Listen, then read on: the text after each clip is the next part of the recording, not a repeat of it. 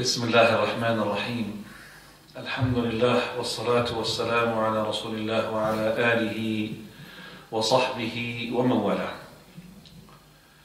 For verily we are about to start the book of Siyam, or the chapter of Siyam, and I will be going into this book in order to finish it inshallah in 3 classes. It's a mighty task, but we have to do it because we've got only 3 ithnains, 3 Mondays until Ramadan. As-Siyam in Arabic means to stop or abstain. So when Allah subhanahu wa ta'ala, He said about Maryam, Inni nadartu lirrahmani sawman, I have vowed to the Almighty subhanahu wa ta'ala to abstain. He abstained from speaking. And in religious terminology, it is to abstain from the food and the drink and the intercourse with a clear intention to Allah subhanahu wa ta'ala in all the day from the dawn until sunset. The virtues of the Siyam, on the authority of Abu Hurairah radiallahu anhu, said, I've heard the Prophet sallallahu alaihi wasallam saying, Allah Azza wa Jal, he said, and this is Hadith Qudsi, كل عمل ابن آدم له, all the acts of the son of Adam is to be for him except for fasting, as it is for me, and I will recompense for it. By the one in whose hand is the soul of Muhammad, the bad smell coming out from the mouth of the fasting person is better than the fragrance of the musk. And in another narration, the fasting person, he has 2 times of joy. If he breaks his fast, he's happy, and if he meets his Lord, he's happy. Also, the Prophet ﷺ, he said, the fitna of the man in his family and his wealth and his self and his son and his neighbors, all of that which will be expiated by fasting, praying, enjoining good and forbidding evil. So that's another virtues of the fast, that's an expiation. Also the Prophet ﷺ, he said, Siyamu Junnah, fasting is a shield, so she should not make rafath, that is bad words, wala yajhal. Also, there is a person who is, for example, shouting, screaming and all of that. And if a person had fought him, then let him say, I'm fasting, I'm fasting. And by the one in whose hand is my soul, he said, bad smell coming out of the mouth of the fasting person is better with Allah than the fragrance of the musk. He leaves and abandons his food, his drink, and his lust for the sake of me. For verily, as-siyamu li, fasting is for me, and I will recompense for it. وَالْحَسَنَةُ بِعَشْرِ أَمْثَالِهَا, as for the good deeds, it had received the 10 multiples. Also, from the virtues of the fast, in paradise is a gate in Jannah, it's called the Rayyan. Only the fasting people will enter it. From the virtues as well, he who fasts a day, 1 day, for the sake of Allah, Allah subhanahu wa ta'ala will put a distance between him and the hellfire of 70 years. Also, Prophet ﷺ, he said, hold on to fast, and that is Abu Umama, he said, hold on to fast, for verily there is nothing like unto it in terms of virtues. Now, what is the rank of the fasting person who is patient? Prophet ﷺ, he said, the person who is giving food and he's showing his gratitude is exactly like the one who is patient and fasting. In terms of categories, the fast is either is obligatory or voluntary. The first one, which is obligatory, number 1, Ramadan. Number 2, expiation. Number 3, the vow. So 3 types of obligatory fasts: the Ramadan, the expiation, and the vows. Those are the only 3 fasts which are under the category of obligatory. And the second is the voluntary fast. Now we're coming to the rule of the fast of the number 1, which is Ramadan. If we have time in the weeks, in the next two classes, to talk about the vows and the expiation. We will do that, inshallah. But Ramadan is our concern. In terms of rule, then you have to fast Ramadan because it is one of the pillars of Islam. It is stated clearly in the Quran, in the ayah of Surah Al-Baqarah, يا أيها الذين آمنوا كتب عليكم الصيام كما كتب على الذين من قبلكم لعلكم تتقون. And also the hadith of Prophet ﷺ, Islam is built upon 5 pillars. One of them is fasting Ramadan. And also the hadith of the Bedouin man when he came to the Prophet ﷺ, and he said, Messenger of Allah, tell me what has been obligated upon me from Allah Azza wa Jal. He said to him, the 5 daily prayers, except that you do voluntary, and then fast of Ramadan, except you do voluntary, and so on and so forth. Now, what are the virtues of the month of Ramadan? So we talked about the virtues of Siyam, fasting, the virtues of Ramadan. He who fasts Ramadan, believing in it, hoping for the reward, all his previous sins will be forgiven. Also the Prophet ﷺ, he said that Ramadan had come to you, a blessed month. Allah Azza wa Jal obligated into that month the fast, in which, that is, the gates of paradise will open, the gates of hellfire will close, and the powerful shayateen will be chained. And verily in it there is a night which is better than 1,000 nights. He who has been deprived from it is deprived from a lot of good. Also, then what did I say? Sorry. Okay, did I? I don't know. I said 1,000 months. Okay, the one night in it is better than 1,000 months, which is in the Quran. Inna anzalnahu fi laylatil qadr. And also that we have hadith from the Prophet ﷺ where he said, in every night there's a caller where he says, O caller of good, come forward, and O caller of evil, withhold. So this is a month for basically of making good deeds. So the Prophet ﷺ, he had stated that all the gates of paradise would be open, all the gates of hellfire would be closed, and there will be a caller. That means this is the time for you, good person, go ahead and do the good deeds. It's not the time for you as for the person who's doing bad things. This is not your time. So Allah Azza wa Jalla, He's locked up for you the shaitan, the outside enemy. So you've got now yourself to train. Prophet ﷺ also, he said, Ramadan to Ramadan is a sin expiator. Now, in terms of not fasting Ramadan for no reason, Prophet ﷺ, he gave us the hadith, which is in which he had seen himself in a vision. 2 men, like 2 angels, came to take hold of the arm of the Prophet ﷺ. They brought him to a very difficult mountain.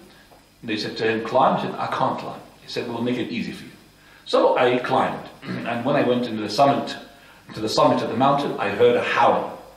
And I said, what are these howlings? They said, this is the howlings of the people of the fire. So they took me, and they saw people who are being hooked and hanged from their hamstrings, and their cheeks being torn off, where the blood is coming out, and asked, who are these people? He said, those are the ones who are breaking the fast before it is due, that is, before it is sunset. Now, how can we confirm that the month had started? The month of Ramadan is confirmed by the witnessing of one adl person. So when you see the crescent, one adl person, if he testifies, then the head of the state should go along with that. But if he decided not, then no, we will go ahead with what the committee or the court they have decided.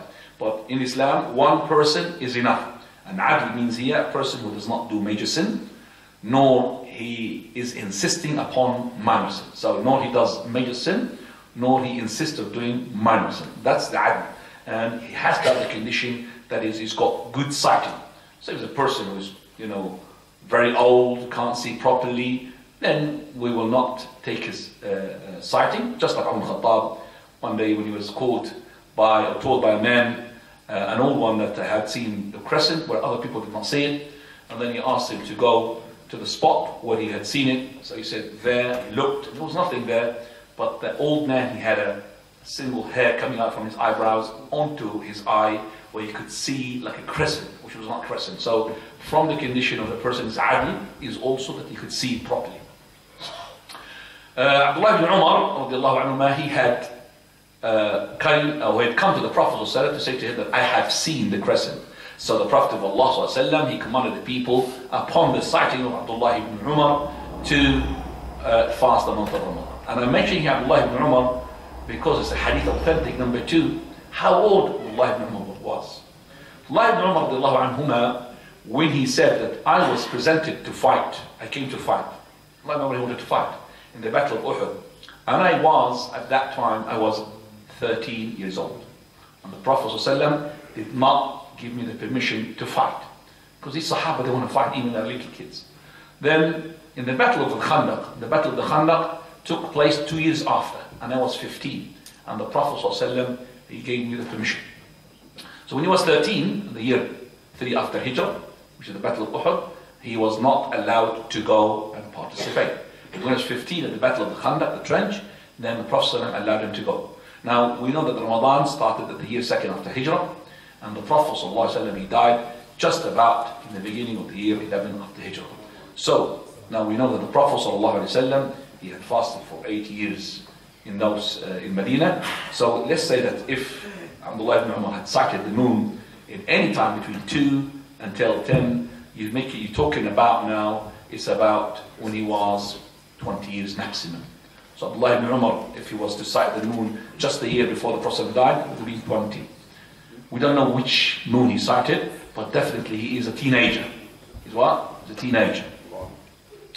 We have the understanding, the conflict and the controversy between the scholars regarding that you need two witnesses. But we have Abdullah ibn Umar, and that's a clear cut. So Abdullah ibn Umar, radiallahu anhuma, that he said, I've sighted the moon.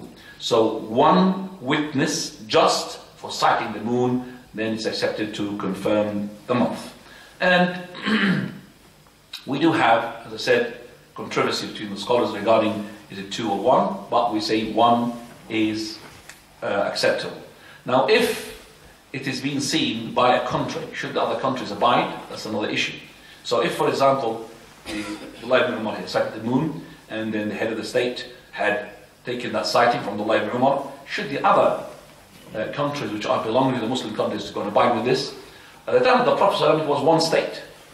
Now we have lots of Muslim states. Unfortunately, we need to unite with them. More unity is important in the Aqidah, but the unity as well in the sighting would be good. But you know that for a fact there will be 2 countries sighting the moon in a different day, and the one in the middle taking a different sighting.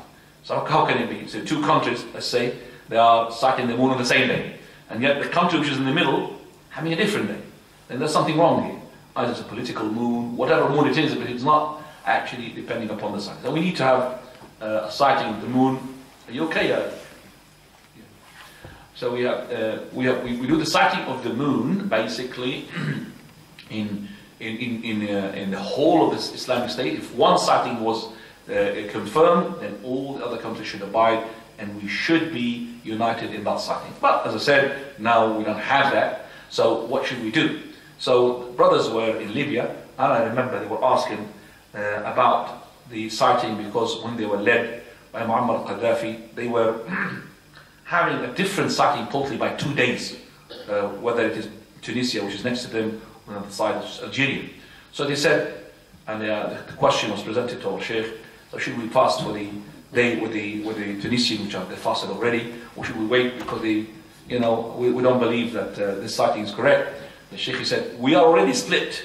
We don't want to make this bit more split. So there's a split among the split, it's not right.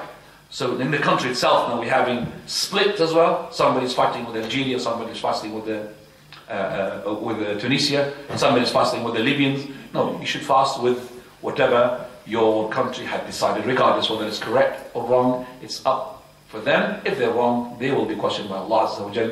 If they're right, alhamdulillah.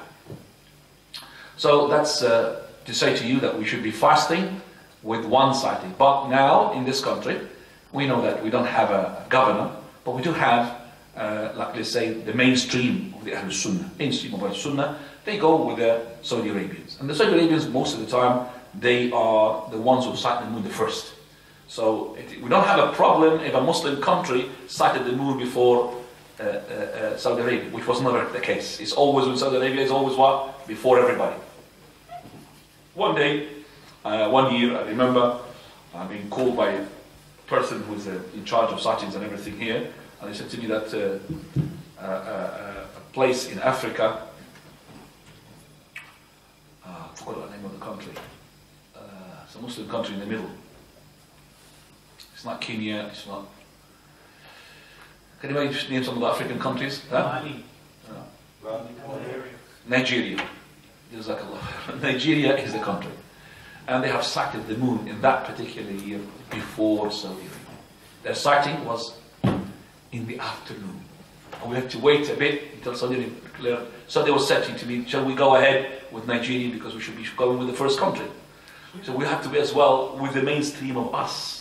Just wait, alhamdulillah, Saudi Arabia confirmed the sighting because they're, Nigeria already they had their night before Saudi Arabia. So Saudi Arabia confirmed, and everyone, alhamdulillah, gone with that sighting. So we supposed to go with the mainstream here. We don't want to split as well, another split. And in Luton have another split, already we have a split. So we should be abiding with the mainstream. So the mainstream here, for example, they go ahead with the Regent Park Mosque with the link with the Saudi Arabian. That's how it is. We don't want to be as well a moon which is a voting moon. Voting moon, which happens in Mansell Way in Oxford, there's a clip. I'm sure that some of you has got it. That there was 1 year, there was a sighting. There was no sighting, of course. Brainwaves, they don't do sightings. Brainwaves, they don't do sighting. It's already been set for them. When is Ramadan now? When is their Eid? Not for this year, even for the following years. So, that particular year, there was a conflict because their sighting happens to be the same day as the ones whom they call it Wahhabi, Ahlul Sunnah. So because of that, they don't like it. They always have to be different from them. So there was saying, what should we do? Should we have, there was the Eid, not the fasting, the Eid. Should we have the Eid tomorrow? Or we make Ramadan 30 days and have the Eid the day after tomorrow? So the person stood up in front of the masjid and he said, who wants to have the Eid tomorrow? Go to this side. And who wants to have the Eid this side? The day after tomorrow? Go to that side. And the person was recording with his phone. He said, I am going with the ones who are going to Eid tomorrow. So he's himself. So this is called voting moon, or voting Eid. I can't believe that these people are serious about their religion. Allah musta'an. Some of you got it, that video clip? I've seen it. I'm sure it's on YouTube. It's on YouTube, but you've seen it, yeah? Who had seen it? Just one person. 2 people. Can you just vote for it, please? You've seen it. Yeah, so 2 people have seen it here. Alhamdulillah. Very ridiculous. Very ridiculous. We have to finish by 28, so we've got only 2 minutes. Right, now coming to the fact that there's a hadith where it's misunderstood, where that each country should abide by its own sighting. And that hadith, I'd like to say it and discuss it as well. Which is, al-Fadl radiallahu anha, she had sent Quraib to Muawiyah, and Muawiyah was the leader in Bilad al-Sham. And Fadl, she was in Medina. So he said, Quraib, I went to Bilad al-Sham, and I stayed there, and then the Hilal was sighted on the night of the Jumu'ah. Then I came to the Medina at the end of the month of Ramadan. Abdullah ibn Abbas is asking me, and he mentioned the crescent. Did you see the crescent? I said, yeah, we saw it the night of the Jumu'ah. You saw it? I said, yes, and people saw it, and also they fasted, and Muawiyah had fasted as well. Muawiyah, he said, but we have seen it the night of As-Sabt, so we will stay fasting until we finish 30 days, or we see it. So I said to him, aren't you satisfied with the sighting of Muawiyah and his fast? He said, no, this is the way that the Prophet ﷺ had commanded us. We're going to discuss this hadith, inshallah, after this. Bismillah, alhamdulillah, wassalatu wassalamu ala rasulillah wa ala alihi wa sahbihi wa mawala. The hadith which we have discussed, or we had narrated just before the prayer, that Quraib, he went to Muawiyah in Bilad al-Sham, and he had sighted along with the people, the moon, the crescent for Ramadan on the night of Jumu'ah. And then when he came back to Medina at the end of the month, he met Abdullah ibn Abbas. Abdullah ibn Abbas, he said about the moon, we sighted the moon on the night of As-Sabt, which is the night after. So they have fasted Ramadan the day, one day after the people in Bilad al-Sham. So he said, Abdullah ibn Abbas to him, did you see the moon yourself? He said, yes, and Muawiyah saw it, and he commanded, because Muawiyah is the head of the state there. He commanded the people to fast in Bilad al-Sham.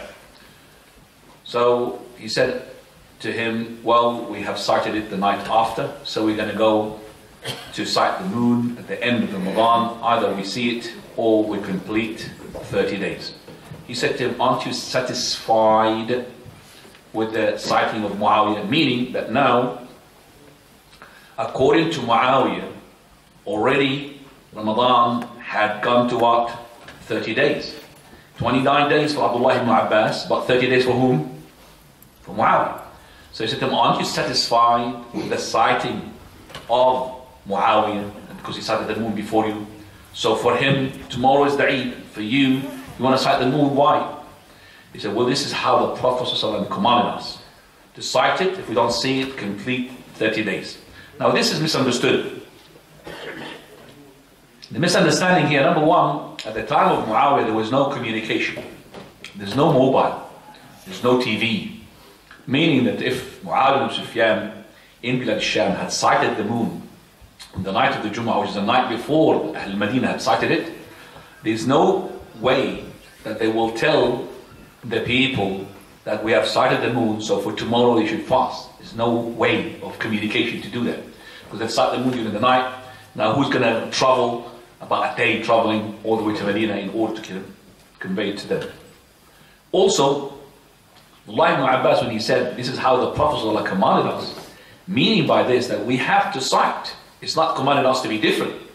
So if Abdullah ibn Abbas knew about the sighting of Muawiyah beforehand, he would have fasted along with Muawiyah. And all the Muslim countries would be one. But because he did not, and he had his own sighting later on, then he says that we will go along with what? With our sighting. So either we're going to see tomorrow, tonight, then tomorrow is the Eid, and then we'll be like Muawiyah, or we will finish 30 days and our Eid will be the day after the day that Muawiyah and Bilad al-Sham had their Eid day.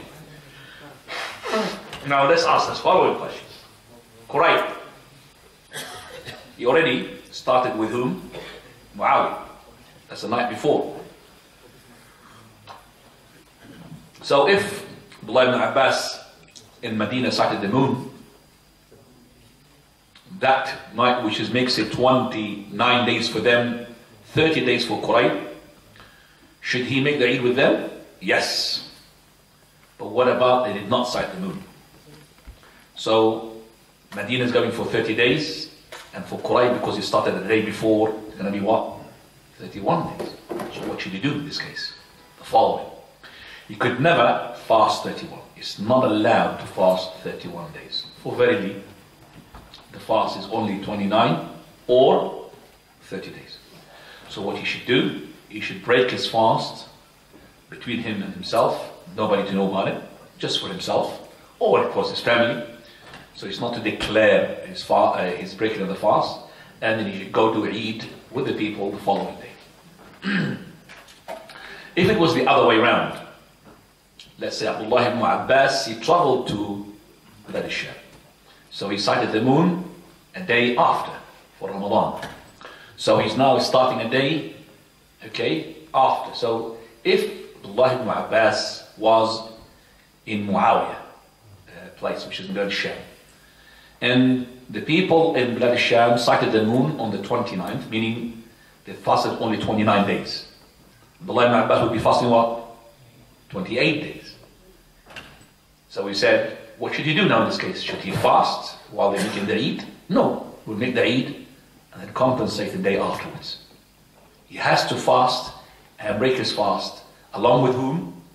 With the people, or with them. But at the same time, he has to bear in mind that if his fast less than 29, you have to make up a day. And if it's more than 30 days, he has to break it between himself, not openly.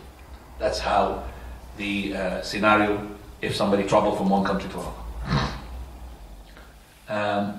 So we understand now, alhamdulillah, the interpretation of that hadith. Now we go to the, if the Hilal of Shawwal, which is the end of Ramadan. Now, is the Hilal Shawwal needs 2 witnesses or 1 witness? Well, for verily, we don't have a proof to say it's 1 witness. So we stuck with the hadith of 2 witnesses. Hilal Shawwal is 2 witnesses, Hilal Ramadan is 1 witness. Why? Because of Abdullah ibn Umar. And if we don't see it, then it's 30 days Ramadan. Does the person who sees the crescent himself on his own, does he fast? So let's say, in this country, or in any Muslim country, let's say in Saudi Arabia, somebody sighted the moon, and he saw it, because he see the crescent. But the court did not take that sighting. However, it was not sighted by others, but he could see it clearly, this is the crescent. Should he fast, or should he not? And ask the brothers to come forward. With your chair, please, come forward. You've been a customer for this class for a long time. Juan, the back as well, come forward, Juan, come forward. Now, don't sit at the back, because the shaitan will take you away. In a minute, you get bored and you leave. Just come forward. You'll gain the benefit, inshallah. So the person, should he fast or should he not? Remember the principle. The principle is, Prophet ﷺ said, صَوْمُكُمْ يَوْمَ تَصُومُونَ وَأَضْحَاكُمْ يَوْمَ تُضْحُونَ وَفِطْرُكُمْ يَوْمَ تُفْطِرُونَ. When you fast all together. When you break your fast, you break fast all together. And when you make adha, then you make the adha all together. So Eid al-Fitr, Eid al-Adha together. Nobody's going to say that I'm going to make my own Eid. Cannot do that. So if you see the moon for the Ramadan, and you are in a place where you have communication, so you've seen it, it's tomorrow for Ramadan, other people did not see it, so you had a call or whatever, mobile. So brothers, I could see the crescent. Well, the court is saying that there is no crescent. Should you fast? No. Even I'm seeing it on my own, I cannot. For verily, if I'm not in communication with others, I don't have any communication, then I will fast. But on the following day, if the people told me that we did not sight the moon, and the court said there's no moon, then I have to what? Break my fast. So it's, my sighting is with what? The people. That's why Islam came to make us what? Unity. Not to split us. Already split. In Aqidah, we split in Ahkam. I couldn't split as well in the moon. Allahu Musta'an. So if you are on your own, no communication, yes. But if you are not on your own, then you have to abide with the sighting. Aisha radiallahu anha, she had masruq. Masruq means stolen. There's a story behind why he was named Masruq. Masruq is one of the good followers. He is from the knowledgeable followers. He said, I entered upon Aisha the day of Arafah. The day of Arafah, that means the day where people say it's Arafah. And the people going to Arafah. And people fast if they're not in Hajj. Because they're commanded, because they're kept for 2 years. So when he entered, so Aisha, she knows that she's a knowledgeable person, said, give Masruq dates, give him sweets, give him halwa. But he did not eat. So she asked him, why are you not eating? So for verily, he was not fasting. He started to eat.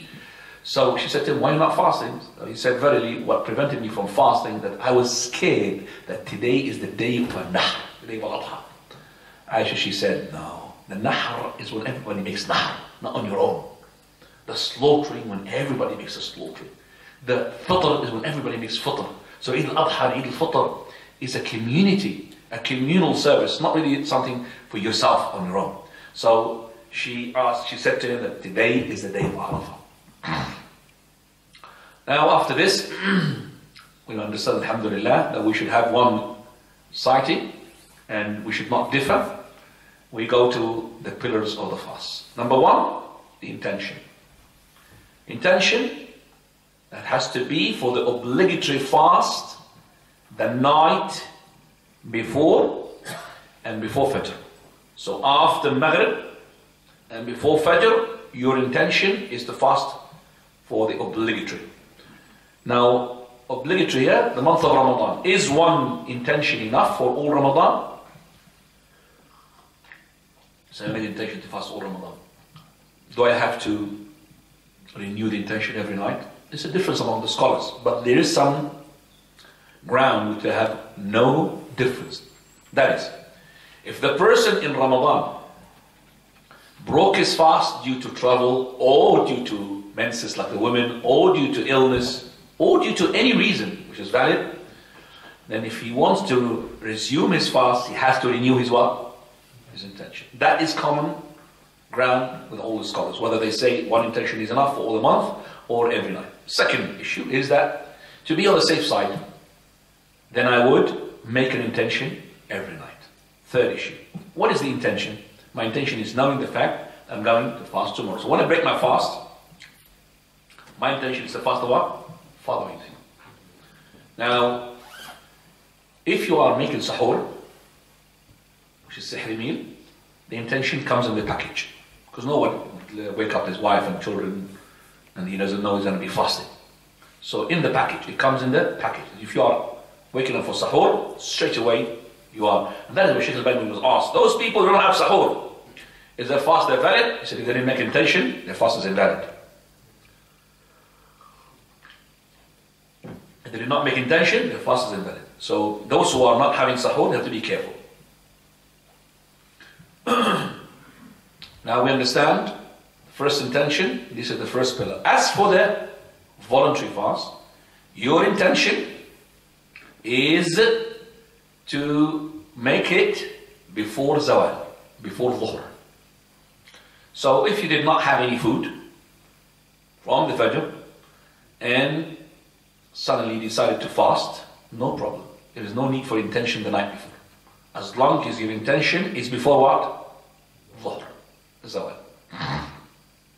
The reason behind this, the Prophet ﷺ, in the morning, he asked his wives, do you have any food? He said, no. He said, I'm fasting.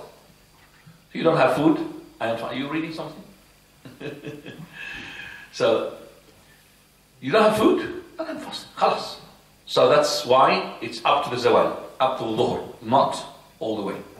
So the intention for the voluntary is not necessary to be in the night before. What about if the person had no capability of making the intention for the obligatory because of he didn't know? So let's say this person, he wants to fast Ramadan. Okay? Then he slept the night before they declared tomorrow is Ramadan. It could be the 30th of Sha'ban, it could be the 1st of Ramadan. Or he was in an area where there's no communication. He intends to fast, but he doesn't know whether it's tomorrow the 30th of Sha'ban or the 1st of Ramadan. He did not eat. He woke up and somebody told him, oh, we have declared that today is the 1st of Ramadan. Is his fast accepted or not? Let me just say to you, the common ground between the scholars, they should abstain from food. He should abstain from food.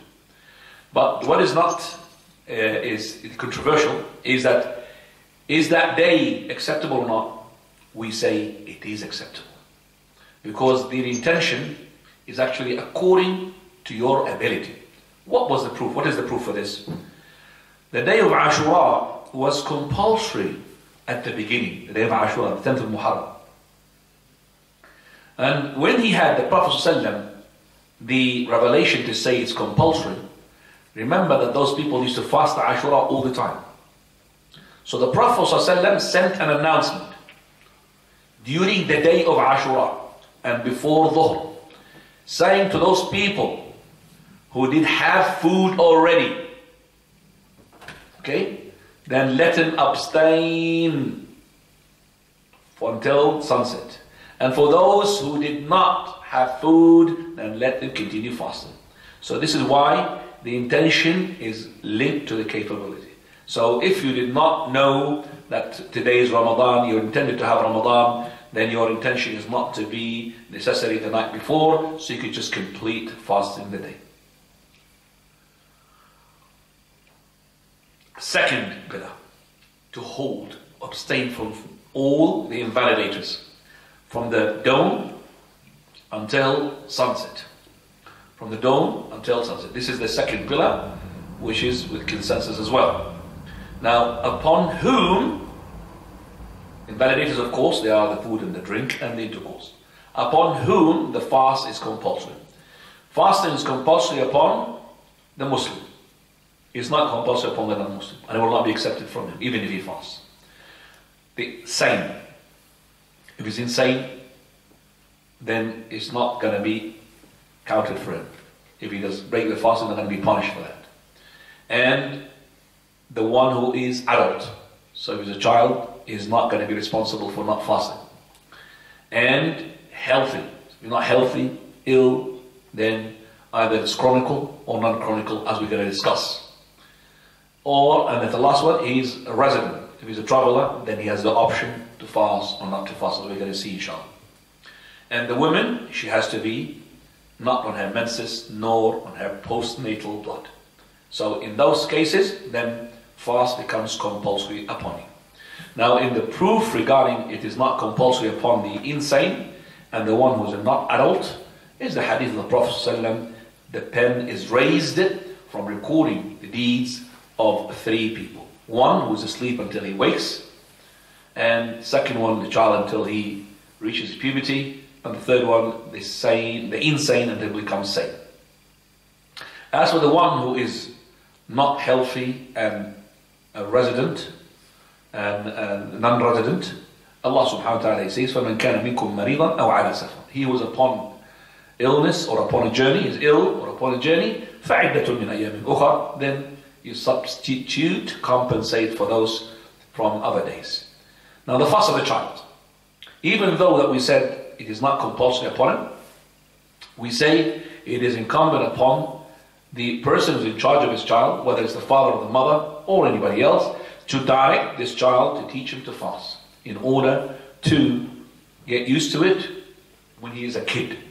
Ar-Rubayy' radiyallahu anha bint Muawwidh, she said the Prophet ﷺ, on the day of Ashura, before Dhuhr, he said to the villages of the Ansar, he who was, just like I said to you, had already broken his fast, then let him continue his day fasting, and who's been fasting, then let him complete his fast. So she said, we used to fast the day of Ashura, and we used to make our children fast along with us. We make for them the toy made of the wool, suf, the wool, and if one of them to cry, then we will give him that toy in order that he would forget, his hunger, okay, until the time for breaking the fast. So we used to make them the toys, and every time they ask us for food, the children, we'll give them the toy until they what? They are up to the sunset and they break the fast. This is how to train the children not to fast along with you. Now, the ones who are given the permission to break their fast, but yet incumbent upon them to pay the fidya. Fidya means ransom. Who are they? The ones who are given the permission to break their fast, the old men and the old women, who are incapable, very old. There is no limit for the age. It depends upon the strength. And the ill, who have got chronic illness, long-term illness, like diabetes, something like this, or heart attacks. And those who are, they having that extreme circumstances in their jobs, which it is the only job that provides for them. Except for that, they don't have an option. Extreme, circumstances in their job, like those, for example, they only have the food from that. Let's say, for example, bakery shop. So a person who's really in front of the oven, to cook the bread, and he has got no alternative. But we make sure that he has an option. For example, instead of working the whole day, he could work what? Half a day, quarter of a day. So if he can support himself with working quarter of a day, then he should not break his fast. Right. So, as well, if there is, for example, that this person is able to postpone his fast to another days where he doesn't work, then it's not. For example, bakery, let's say, closes in a month. Let's say a month or a winter, or a month and a different month. Then we'll say to them, you have to compensate by fasting, not by ransom. The one who's a ransom is the one who cannot give up the job, and the job is extreme, you cannot cut it, you cannot shorten it, then this is the one who pays the ransom. Do you understand what I mean? Person who's got extreme job, extreme, and he can't leave it because his own sustenance, he can't really have a support apart from that, he cannot cut his job, then this is the one who pays the ransom. But this person got an option that he could close his shop a different month, and he could live and survive, and we will say to him that you should do. So this is as well on the prisoners who are being imprisoned with in Arabic we say a'mal al-shaqa, extreme hard labor. You heard about this? You don't know prisoners who got hard labor? I think you don't know because you've got 5-star hotels here in your prison. 5-star hotel, you don't have any hard labor. Prison there is like a hell. Prison like hell. They'll ask you to, for example, let's say, to make a fence all the way for millions of kilometers. I was in Scotland a long time ago, and I was traveling, and I could see lots of fences and big, massive, farms. And they were really stones together. How these people make this? It takes a long time. Somebody told me those are the prisoners. Used to be the prisoners at that time. They've been given that job all times to make fences. I'm talking about kilometers, 100 kilometers. Extremes. They have to work, and they have no option. In that case, those people could get the ransom because they have no option. Because the prisoners, they told them to do this. The prison cell told them to do that. So now we know that the person who is old man, old woman, and the people who have extreme circumstances, they could pay the ransom. Is that what we said? So, old man, old woman, and the person with extreme circumstances, which is as well the illness, the one has got a long-term illness where the doctor, he said to him, you're not supposed to fast because it will danger you. And this person should pay the ransom. Fine. Now we add to that as well regarding the woman who is breastfeeding and the woman who is pregnant. For Abdullah ibn Abbas, he said that the pregnant woman and the nursing woman, the one who she gives nursing to a child, further, then she also has the option, instead of fasting, to pay the ransom. So alhamdulillah, we understand now, the ransom can be paid as well by, so we add now how many? We got 1, 2, 3, 4, 6. Yes? 6 categories. They could pay as well the ransom. We're going to see what is the ransom in a minute, which is feeding a poor person. The feeding is of 2 types. You cook for him a meal he eats for every day, or you give him raw materials and he cooks. So you give him rice, and you give him the oil to cook with it, you give him the meat, okay? Alright? That's feeding the person. So you make rice and you give him some meat. That's a meal. And you have the option here. Either you give it day by day, or like Anas radiallahu anhu, he gave it at the end of the month. But no way you give it before you break the fast, like some of the people they do. Especially the ones who are paying fidya these days to anybody. So they give it to the masjid, because an old man, this is £90, £30 for each day. So these people, what they do, they send it to another country, and then they will give the food already to the poor person before even Ramadan is finished. So if these people, they don't know what they're doing, don't give them your money. And then having got the fiqh of this, you cannot pay the expiation, the ransom, until you make the what? Okay? You make the mukhalafa. It's like, for example, a person paying £100 to the police. Why? for my speeding ticket next month, maybe. Do you understand? You can't pay the speeding ticket before I speed and get fined. Before you fine, you can't pay the speeding ticket. Same thing here, you can't pay your ransom before you make the foul. Alright? So you can't make it. You cannot pay your zakah before you have the threshold. So they say about you haven't got the threshold. Threshold is about 2,500 these days. So you've got 1,000 now. I'm going to pay this 1,000 and make it zakah in case I've got a threshold. No, it doesn't work. Once you get the threshold, you have to pay zakah. That 1,000 pounds is gone. So you have to have the threshold before the zakah is accepted. It's like you're praying before the sun. You're praying dhuhr before the sun becomes dhuhr. Does it work? It doesn't work. And this is the prayer for dhuhr. The dhuhr hasn't come in. Same thing here. You can't pay the ransom until you break the day. Yeah? Imagine that somebody had given his money, please pay for the ransom, and he paid it before the month and the guy died. That money should be for the people who are inheritors, not for those, because ransom for what? He's not going to be, he hasn't lived for Ramadan anyway. Now, so we understand now those are the 6 categories that we have said. They are to give. Now how much food you should give. Either you cook for him and give him a meal, or you could give him what we call the sa', which is a 4 handful. Either 4 handful or 2 handful of the wheat. And of course, as I said to him, you have to give him something with it, meat, chicken, whatever, to cook with it, to eat, inshallah. Right.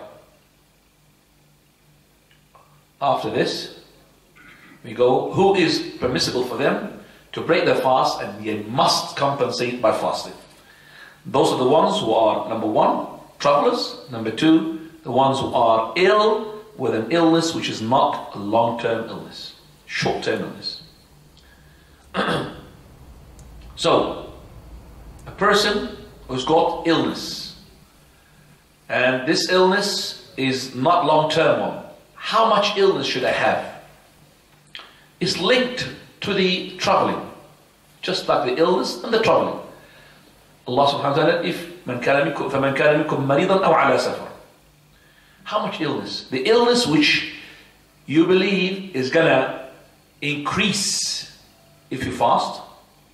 So if you fast, you're going to increase this injury, this pain, this illness. Or it is actually might endanger your life.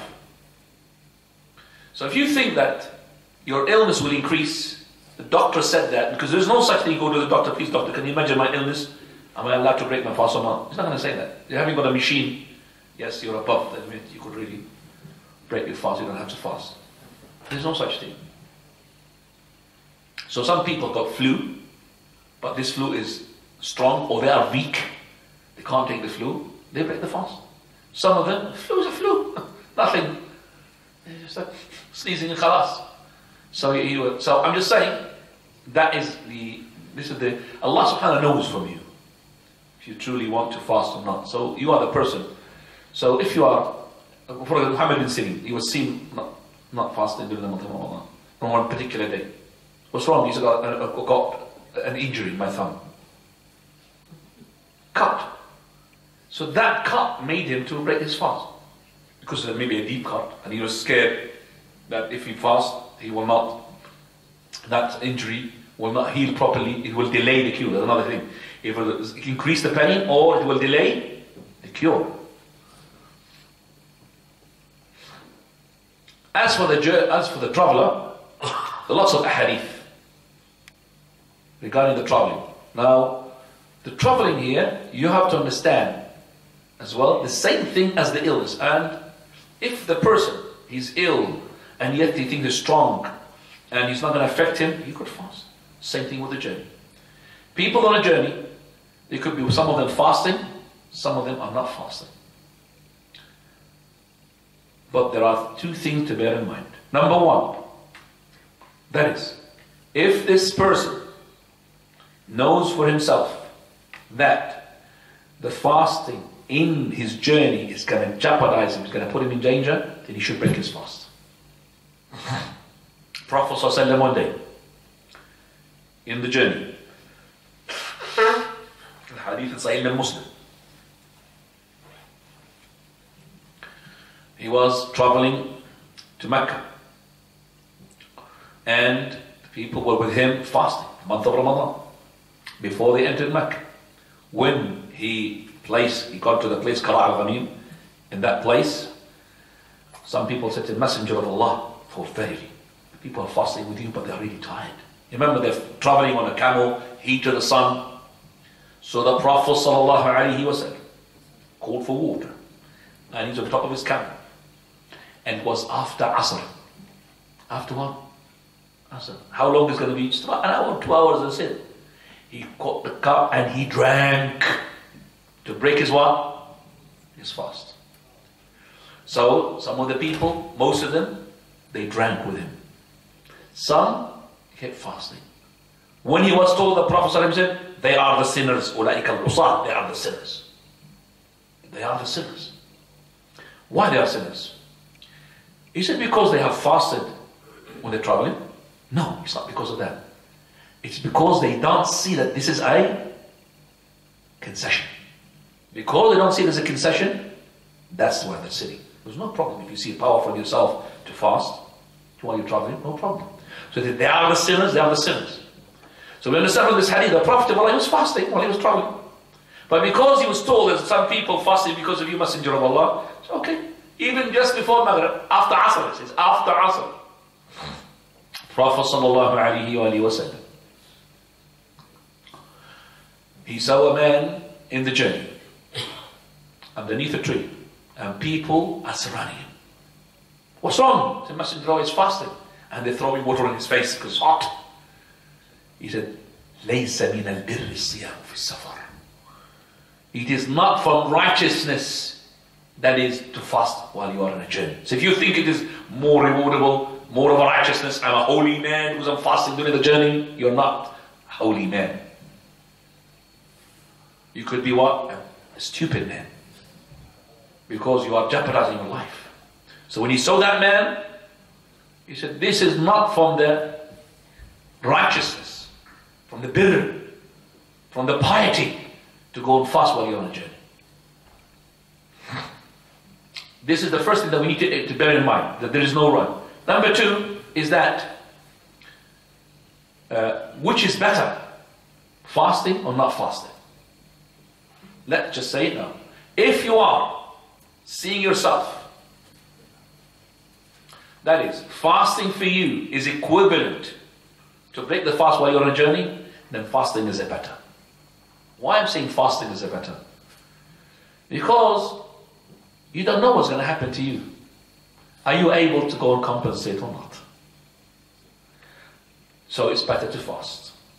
But if you want to break fast, no problem. Hamza, he came to the Prophet, not the uncle of the Prophet, another companion. So Hamza ibn Amr al-Aslam, he came to the Prophet, Messenger of Allah, shall I fast while I'm on a journey? So the Prophet he said, verily, it's up to you. If you want to fast, fast. If you want to break your fast, break your fast. It's up to you, left for you. So even the person, if he can't, for example, he came to the Prophet, I am a very strong man, Messenger of Allah, I could really take it. It's up to you if you want to fast. But we're saying better to fast because the Prophet what? Fasted. He was capable of fasting and he was capable of breaking the fast in the gym, but he was what? Fasting. He only broke his fast because of people. He was fasting. It's better to fast because you don't know what's going to happen to you. Now, if you want to break your fast, okay, let's say you break your fast, your intention is to compensate as soon as you are able to compensate. In this country, there's some people break their fast while on a journey, which is a valid excuse, but they don't have a valid alibi to postpone it. They want to fast it in the winter. Do you understand?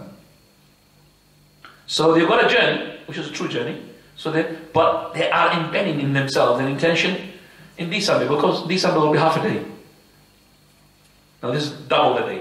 When December, as soon as you wake up, you are breaking your fast. It is true, 3:50. Your Maghrib is 3:50. Before 4 o'clock. And you'll start fasting about 6:30. You're hardly fasting. You just come from work, you already past the time of breaking of the fast. You'll break your fast at work. Lunchtime.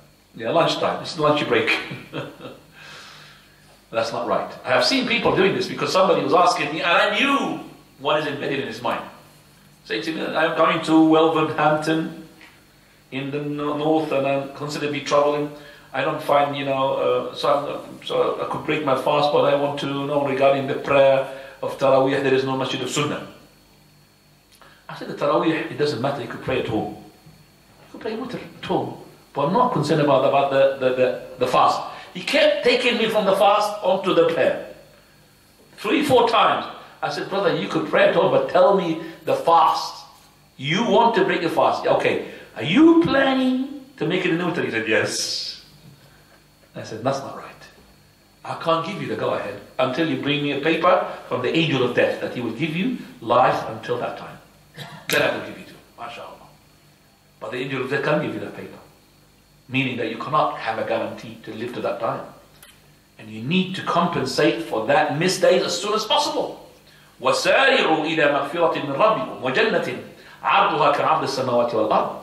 You have to hasten the process of forgiveness. You can't just, say that I'm going to post. You can't. You have to do it as soon as possible. As for Aisha radiallahu anha, when she said that whenever we have days of missed days of Ramadan, we can't compensate until the following Sha'ban, because she said the reason, they are with the Prophet of Allah. They're preoccupied by the matter of the Prophet of Allah. Whenever he's in a journey, we're in a journey. Whenever he's in a battle, we're in a battle. They're all the time continuously working. That's why they didn't have time. That's why they compensate on the days of Sha'ban. But they don't pre-plan the compensation 10 months later. No, they don't do that. They are eager all the time to compensate for the missed obligatory straight away. Definitely it is the case where you find yourself in a journey and you're able to fast. And you know it is almost so difficult for you to compensate. Definitely it is very emphasized for you to fast during the journey. Because you know it's difficult for you to what? To compensate. Then you fast. But in the case where you're going to be tired, it's a very exhausting journey and all of that. Some people, for example, travel on a boat or a plane, even though it is luxury, but because they say they are weak, or the plane is traveling with the direction of the sun. That means the day is going to be what? Longer. They're traveling with the sun. So they are, for example, they're traveling to America. Okay? So they're breaking the fast at 9:30, but on the plane they're breaking the fast about 11:30, another 2 hours.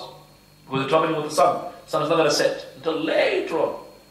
But if you're traveling to China, the opposite, mashallah, you get 2-3 hours cut from your day. It happens to me. I was traveling to Jordan on that day, towards the east. I was traveling towards the east, against the sun. So I'm hastening the process of what? Sunset. Quickly.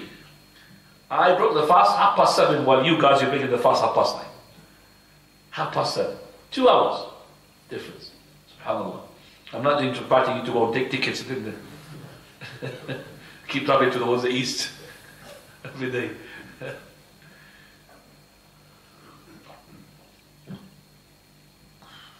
Right. I'm skipping things here, so in order just to make sure that we lump everything. Alhamdulillah, we're doing very well. Now, when the person, he is on a journey, but his journey is going to be well in the afternoon or after the Asr. Let's say his ticket starts Dhuhr time. Can he break the fast before he starts the journey? You know that if you want to shorten the prayer, you cannot shorten the prayer until you are on the journey. So if you are going, for example, now to, let's say, Scotland. So your trip starts, for example, 8 o'clock, 9 o'clock in the morning. You may not make the shortening of Dhuhr and Asr until you are what? In the journey. So let's say you're traveling, it's 2 o'clock in the afternoon, after Dhuhr. You cannot pray Dhuhr here 2 rak'ah, you have to pray 2 rak'ah. If you want to pray 2 rak'ah, you pray where? In the journey. Is that the case for the fast? No. For the fast, you could break your fast before you travel. And this is the hadith where it is authenticated that the Prophet ﷺ, we have 2 hadiths, where first of all, Abu Basr al-Ghifari, he went to a ship in Ramadan, and the ship started going like a boat.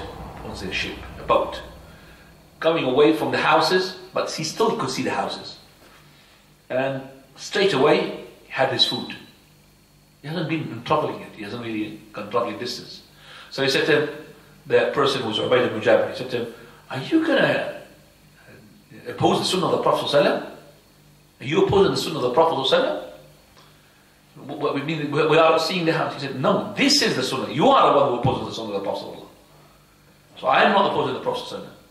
So he, radiallahu anhu, Abu Basr al-Ghifari, he's saying that the person, he could break his fast even though he's not in a traveling distance. And that is, as I said, the hadith of our Shaykh al-Albani, which he had made a booklet like this small, تصحيح حديث إفطار الصائم قبل سفره بعد الفجر.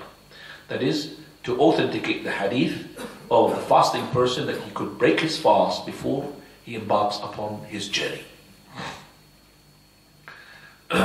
So that is the case for that. And of course there's more discussion, but as I said, I don't have the limited time for this. I've got 3 classes only.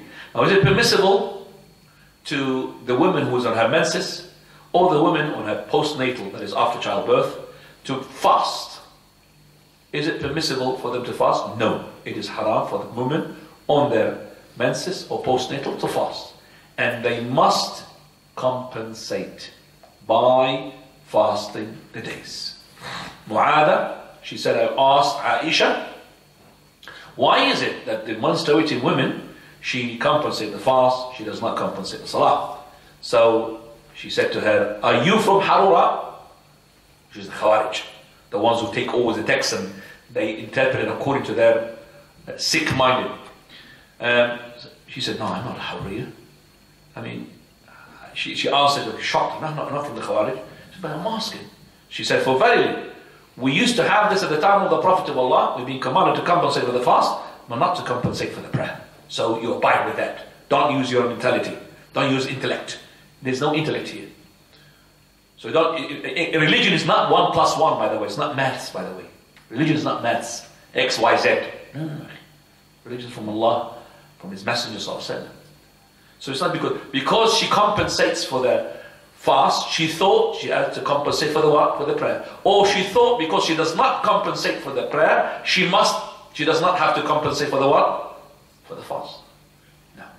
This is the religion. We take it like that.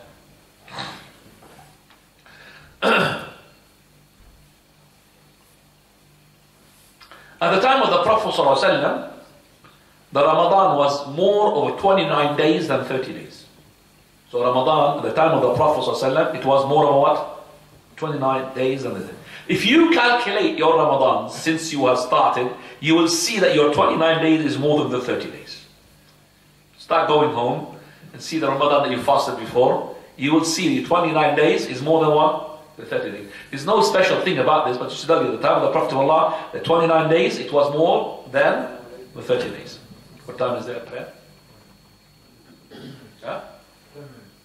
36, yeah.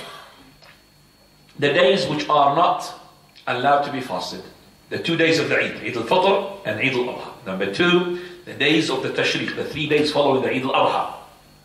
The 11th, the 12th, and the 13th of the month of the Hijjah. Those days, even they are prohibited, but they have given permission for the person who does not have the sacrificial animal if he's doing Hajj. So if you're doing Hajj, you don't have the sacrificial, you don't have the money, then you are to fast how many days? 10. 3 days when you are there. 3 days, Allah's Messenger has given permission to fast the 3 days of Tashriq. The 11th and the 12th, which is the days we spend in Mina. To fast these days. And 7 days when you go back, to make it 10 days. Right, so the days of Tashriq is haram, except for those who did not sacrifice, because they didn't have money, then they fast. They are allowed to fast these 3 days. You're not allowed to single out Jumu'ah, unless it is obligatory. But in voluntary, you're not allowed to single out Jumu'ah. You fast Jumu'ah always with the Khamis. You're not allowed to fast Yawm al-Sabt, whether controversial, except if it is a fard. So, Sabt is only in the fard. If it's in the Sunnah, no Sabt.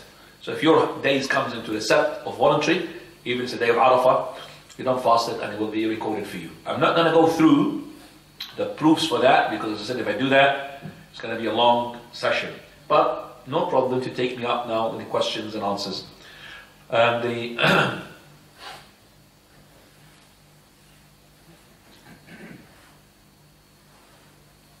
The fifth thing is the day of the doubt, which is the day of the 30th of Sha'ban.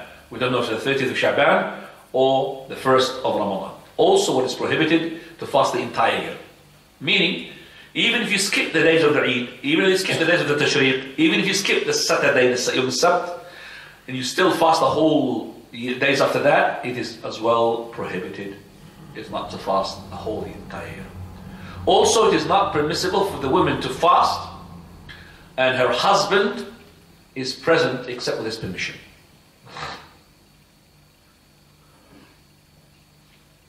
Of course, we say that this is not for the obligatory, for the what? For the voluntary. She's not allowed to fast the voluntary with her husband. If it's obligatory, then as Allah subhanahu wa ta'ala commanded to do that. So if her husband is present, she has to have his permission. If her husband is not present, he's not there, still she has to have permission. Because maybe he doesn't want her to fast so much voluntary. He wants it to be, for example, let's say, meaty, chubby, and the fast affects her health. He wants it a certain, like weight.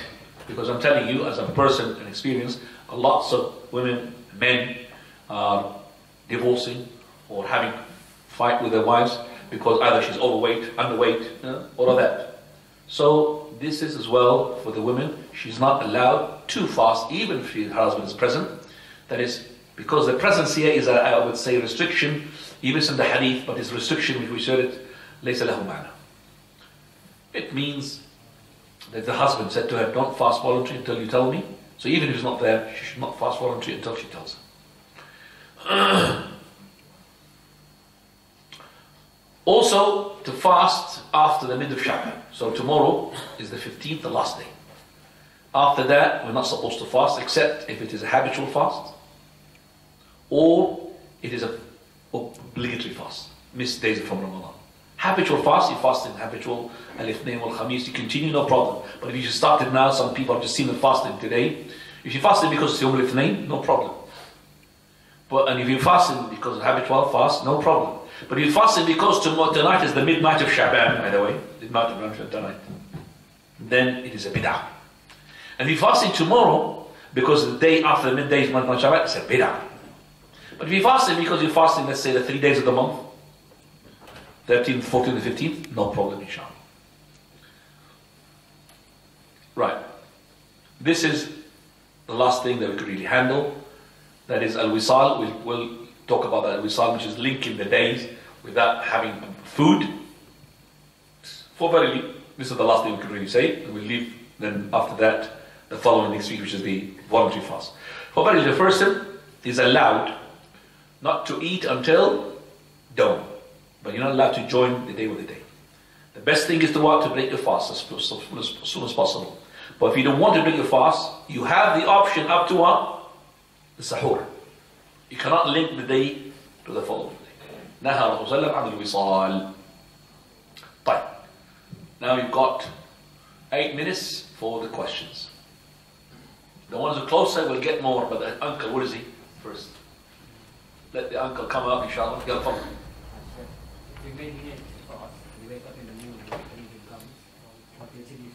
No problem if you're bleeding gums, it will not break your fast. If you're bleeding gums, spit the blood out. If you accidentally took the blood inside, no problem. But if you are enjoying sucking the blood, that's something else.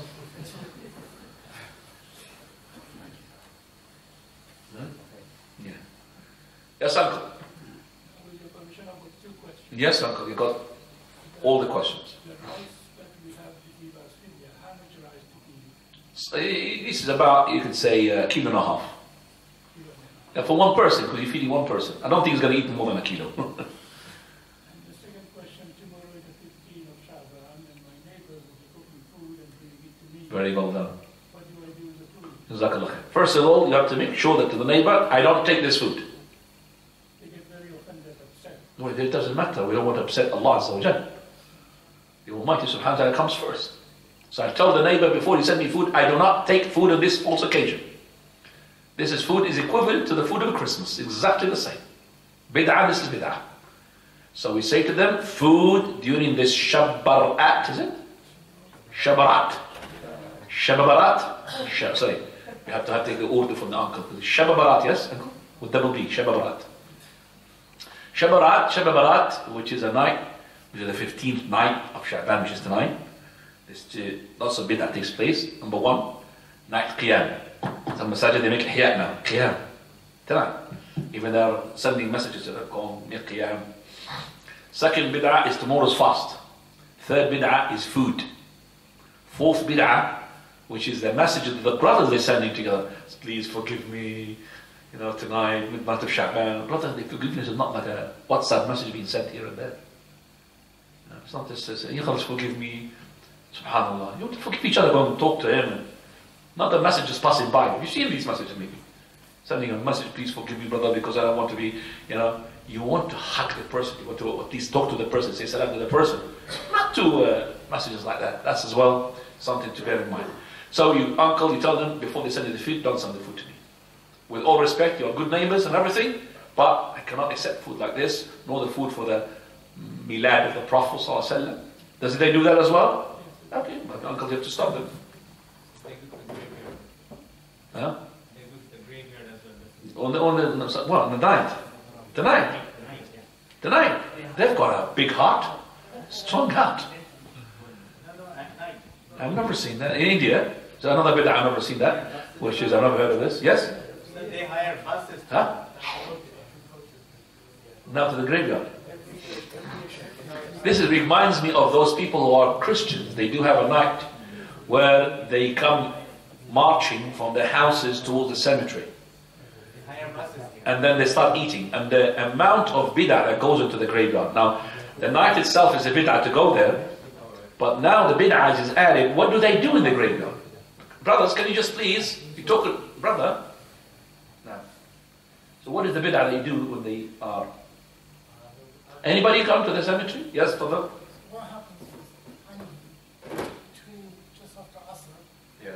usually hire buses and a congregation, a large congregation of people who go to the graveyard, supplicate, and they will come back to the masjid. So what do they do in the graveyard itself? Well, they will look at the grave, well, they say supplicate for the deceased. So there will be congregational as well. Congregational. The person will say, "Oh Lord, oh Lord." Congregational dua. These are the Brailwis, isn't it? Not the Dawandis. The Dawandis, they go there? To the graveyard. So it's a common bid'ah. And the fireworks. Fireworks were in the cemetery. That would be fun. Fireworks in the cemetery. Allah al-Musta'an. But the dead people will be joining. Allah al-Musta'an. Outside.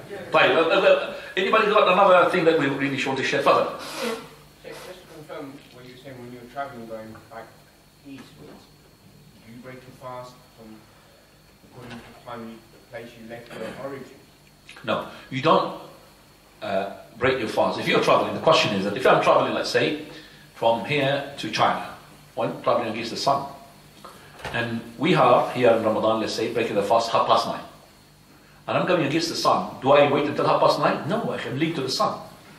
And when traveling to China against the sun, I will be breaking my fast about 7:30. About 2 hours shorter. So I said to the brothers, don't start taking tickets now in Ramadan to travel against the sun in order to shorten your days. Okay, now, for the With the ransom, does it have to be paid to a poor person or provide food for? is it permissible to give money? No, it's supposed to be food. No, but can you give food to your family members or does it have to be a poor person? Or like neighbours? It doesn't matter, it has to be a poor person. Person, miskin, it's not a rich person. I'm not going to give Bill Gates, some rice. He has to be a poor person. I don't think he's going to throw it in your face. When you giving me the food. So the people have to be poor. Now. Yeah. Cancer, doesn't matter. So this person that he had got a ticket to India, I'm saying India because the bid'ah there. So he had to ticket his dhuhr time and he had his breakfast in the morning, at 7 o'clock in the morning. And then his ticket was cancelled or the flight was cancelled. No problem. So he broke his fast. He has to compensate for that day. Alright? Now. The Prophet was on a journey and 2 meters fast. Now, was that fast during Ramadan? Or was it It was as we said, what was the fast? Ramadan. So it was in Ramadan. Prophet was in Ramadan. And he was on a journey. And he was after Asr. And the Prophet was fasting. Companions were suffering. So Prophet said, even if it's, because it was voluntary, no problem, everybody will pray. They don't need the Prophet's permission. Prophet of Allah, he drank the water in front of everyone after Asr. And then some people did drink and some people stayed. And that's when the Prophet said, these are the sinners. These are the sinners. They're not accepting his concession. إِنَّ اللَّهِ يُحِبُّ أَن تُؤْتَى رُخَصُهُ كَمَا يَكْرَهُ أَن تُؤْتَى مَعَاصِيهِ. Last thing, 20, I don't think we've got a minute. We finished? Yes, we finished. سبحانك اللهم وبحمدك أشهد أن لا إله إلا أنت أستغفرك وأتوب إليك.